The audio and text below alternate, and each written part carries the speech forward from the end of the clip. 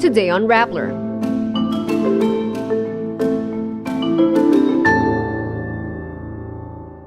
The Justice Department resumes its probe into the illegal investment charges against millennial CEO Mica Tan. A video shows Chinese personnel taking an airdrop package of food meant for Filipino soldiers. Israel says over a third of hostages taken by Hamas on October 7 are dead. A Palestinian-American former Meta employee sues the company, saying he was fired over the handling of Gaza content. And the Rolling Stones frontman Mick Jagger teases a new album. The Department of Justice resumes its preliminary probe into the illegal investment charges lodged by the Securities and Exchange Commission against the Maria Francesca Tan group of companies founded by millennial CEO Mica Tan. Justice Secretary Boying Remulla says he will ensure a fair investigation.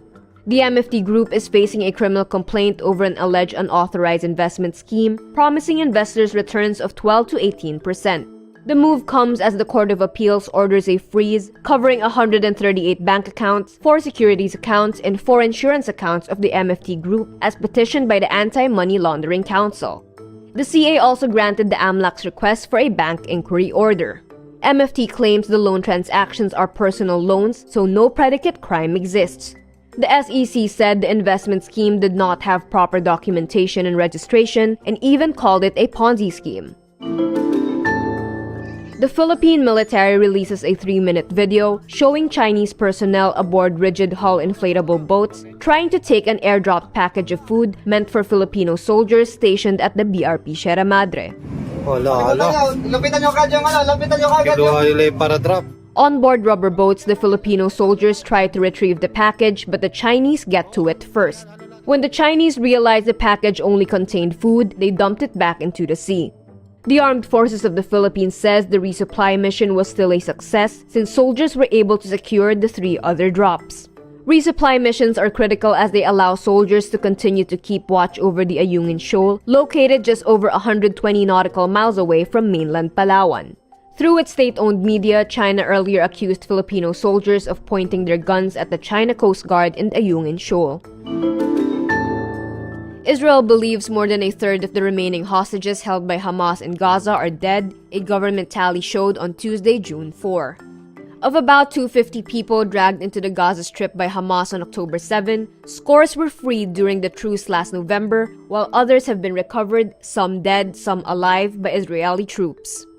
Israel says 120 remain in captivity, 43 of whom have been declared dead in absentia by Israeli officials based on various sources of information. At the outset of the war, Hamas threatened to execute hostages in retaliation for Israeli airstrikes. The group has since said that Israeli attacks have caused hostage deaths. But Israel says some bodies of hostages recovered showed signs they were executed. Meantime, US President Joe Biden on Friday went public with an Israeli proposal to wind down the war. Palestinian-American engineer Faraz Hamed, who used to work for Meta, accuses the company of bias in its handling of content related to the war in Gaza. In a lawsuit, he claims Meta fired him for trying to help fix bugs causing the suppression of Palestinian Instagram posts. In the complaint, Hamed also accuses Meta of a pattern of bias against Palestinians, saying the company deleted internal employee communications that mentioned the deaths of their relatives in Gaza and conducted investigations into their use of the Palestinian flag emoji. Hamed says Meta told him he was fired for violating a policy barring employees from working on issues with accounts of people they know personally, referring to Palestinian photojournalist Motaz Aziza.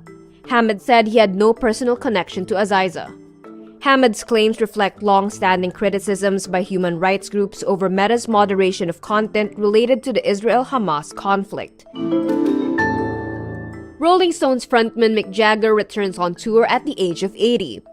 The band is currently performing across the United States on the Hackney Diamonds Tour, named for the critically praised album the Stones debuted last October, the first new material from the British rockers in 18 years. On the tour, the band asks ticket holders at each stop to vote on one song to be included in that night's show. Jagger also uses the moment to urge the audience to vote in the US presidential election in November.